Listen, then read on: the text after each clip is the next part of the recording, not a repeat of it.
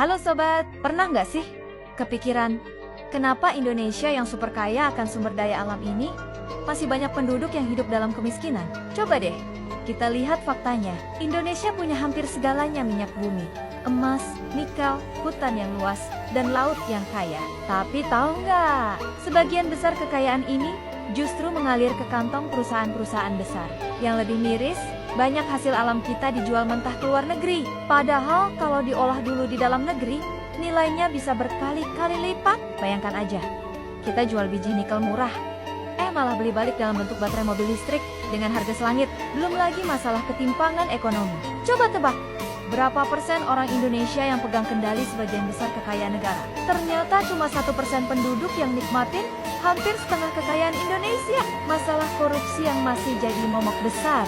Bayangkan, uang yang harusnya untuk membangun sekolah, rumah sakit, atau infrastruktur malah menguap di tengah jalan.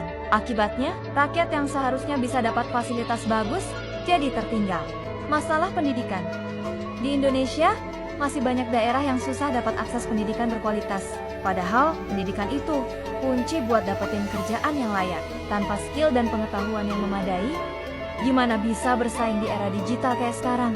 Kita masih terlalu bergantung sama hasil bumi mentah. Ibarat punya kebun mangga, kita cuma jual mangganya langsung.